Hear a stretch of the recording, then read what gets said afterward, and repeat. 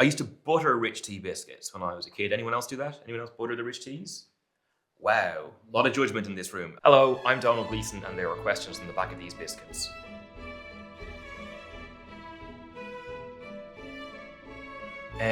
Malted milk.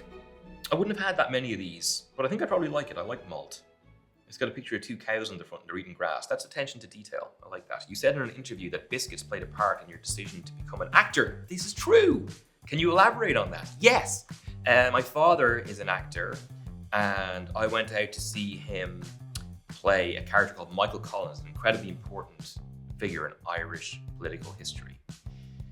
And you would think that seeing him play a character incredibly important in Irish political history would be the thing that made me want to become an actor, but it wasn't. It was the fact that when I went to visit him on set, they had free biscuits.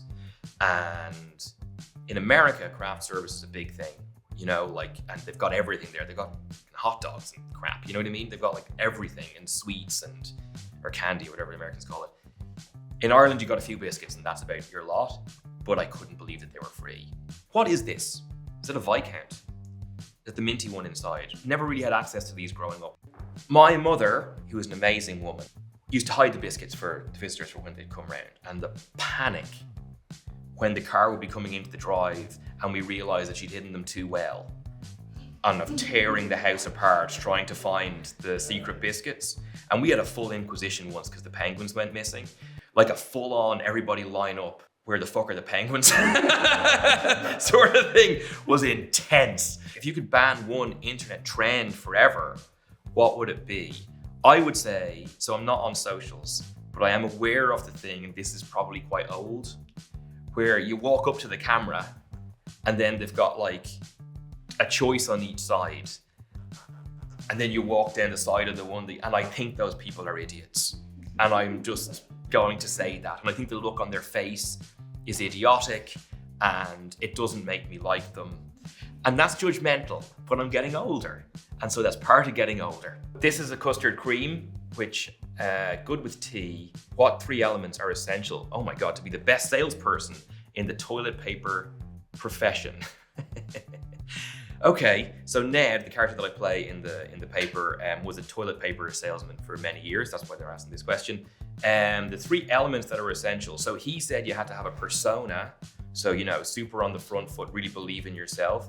I think you probably watched a lot of The Wolf of Wall Street. So I think you probably took a lot of his salesperson patter, who's not a person you want to be basing anything on. And then the 3rd element, well, you have to believe in the product. And Ned really believed in that toilet paper. Nice or nice biscuit? What would the theme song to Ned's life be? Well, I was just humming the theme song from Thomas the Tank Engine, and that's quite upbeat, you know? Dum dum dum dum dum dum dum. I think that, so maybe that would be good for him. He kind of poodles through life. Just a bourbon? Is that what it's called? Or a bourbon? Okay, you've made your mark in many fandoms. Is there one you'd be particularly keen to join? Like another fandom? Oh, I think every time you join something where there's a pre-existing aspect to it, like I got to work on the Harry Potter movies a little bit, I got to work on the Star Wars movies a little bit, I've got to work on incredible adaptations of books, like Brooklyn or Never Let Me Go, things like that. And now similarly with this, I suppose, really what you have to do is treat it as something completely new. And so separation is important. So actually, it's not like I want to join something that already exists. I'm interested in making new things, even if it's joined to something else. So I would say no, but there's lots of things that I love. Tim is in Alan Partridge, for example. If they ever needed a skinny ginger man to join in, I'd be more than happy to jump on board that. But yeah, no. Can you share any fun behind the scenes moments with us? I will say that the most excited that I ever saw Greg Daniels, who's the creator of our show, along with Michael Coleman, and Greg also created The American Office and lots of the other best comedies that have come out of America. The most excited I saw him was on the day that we shot a scene in a toilet paper research facility that they designed, and that Greg had a huge hand in designing the main bum-shaped prop and the thing that wipes it for research. And I would say that is the most excited I ever saw him, and that felt really, really bad. I wanted him to be excited about our scenes. So this one, it's a rich tea. I used to butter rich tea biscuits when I was a kid. Anyone else do that? Anyone else butter the rich teas? Wow, a lot of judgment in this room. And sometimes you could butter one if you had a lot of butter and then put another one on top and sort of have a rich tea sandwich. Did you used to do that? Yeah, good stuff. Straightforward, decent biscuit. Who does Ned trust the most and the least in the truth teller offices? That one's easy.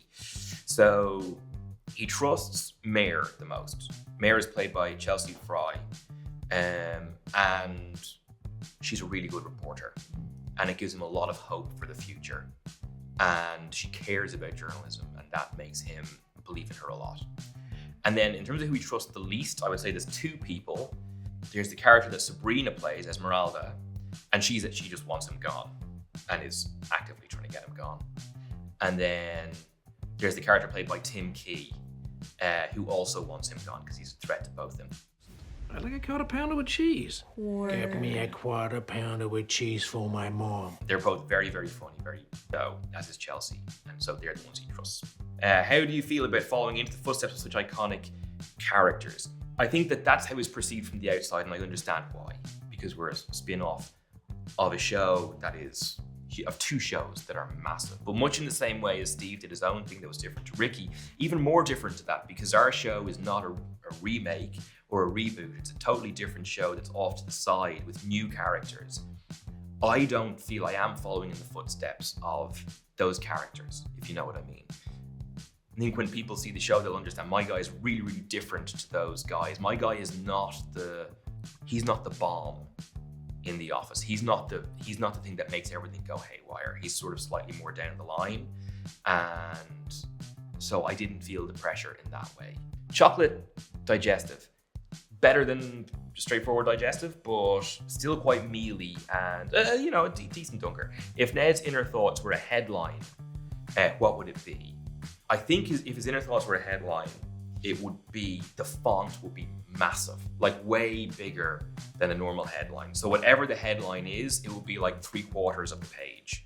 It will be tabloid sized because I think he panics a lot. So I don't know what the headline would be, but it would be flippin' massive. Oh my God, is this a Springsprong? Again, the sugar bits are too big on this for me. Which cast member would you most like to share an office with? Alan Havey has been around for a while, who plays Marv, and would have loads of stories. He's got a lot of stories going a long way back, and so I think it would be cool to sort of like catch up on some of those. That'd be kind of cool. I'd like that. And I think he'd also leave you alone when you wanted to be left alone. He wouldn't be in your space all that much, which I also value highly. This was the one I didn't want to answer at the start, and I think we're out of time. Oh no. We're out of time and I don't, guys, we'll get back to it another time.